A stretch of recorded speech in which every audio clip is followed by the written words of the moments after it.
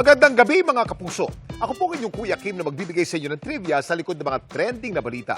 Sa pagbuhos ng malakas na ulan nitong mga nakarang araw, hindi lang tubig baha ang rumagasa. Kasama ritong inanod ang mga hito, tilapia, pati na ahas. Nang bumuhos ang malakas na ulan sa Pandi, Bulacan, finlex na mag-amang ito ang kanilang nahuli sa ilog malapit sa kanilang bahay. Ito, mga naglalaki ang hito. Grabe naman! Sino ba yung pulutan natin? Ayan, pumunta na sa mesa! Nang nilabas nila ito sa sako, nagkikislutan pa ang mga ito. Andun sa kalsada, kuya! Grabe naman mga hito na yan. Kasabay naman ang pagpasok ng tubig baha sa tahanan nila Angela sa Hagonoy. Ang pagdating ng mga hindi inaasahang bisita. 3 tilapyang palangoy-langoy. Ang mga isda, posibleng galing daw sa isang umapaw na palaisdaan malapit sa kanilang tirahan. At para hindi na masayang ang mga inanod na blessing, hinuli raw niya ito, nilinis, at saka pinrito. Nakaulam na tayo 3 peraso.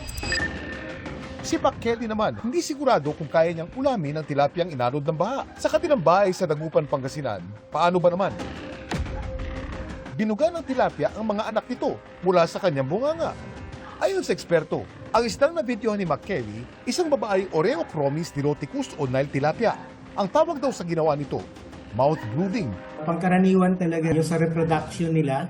Once na nakapangitlog yung babaeng tilapia and na-fertilize ng lalaking tilapia, hinihigop yun ng nanay sa kanyang bunganga para doon i-incubate. Nananatili doon yung mga itlog hanggang sa ito'y mapisa at maubos ng mga isda yung mga yolk sac na nagsisilbing pagkain ng mga bagong pisa na mga isda.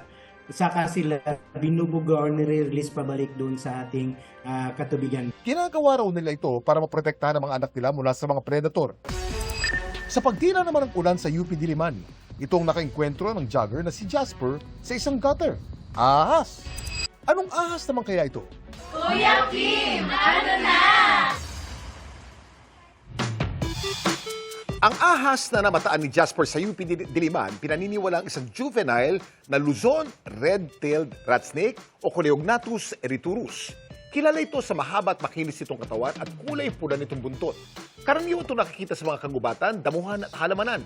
Hindi rin dapat katakutan ng mga ahas na to. Ang Philippine red-tailed rat snake kasi non-venomous o hindi nakakalason. Normal lang daw na maglabasan ng mga ahas tuwing umuulan. Kapag malakas kasi ang ulan, napupuno ng tubig.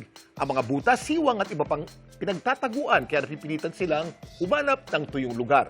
At bilang mga hayop tumaasa sa kapaligiran para makontrol ang temperatura ng kanilang katawan, maaaring magbago ang kanilang galaw kapag nagbabago ang kondisyon ng kanilang kapaligiran. Samantala, para malaman ang trivia sa likod ng viral na balita, i-post o i-comment lang, #Kuya Kim, ano na? Laging tandaan, kimportante ang may alam. Ako po si Kuya Kim at sagot ko kayo 24 oras.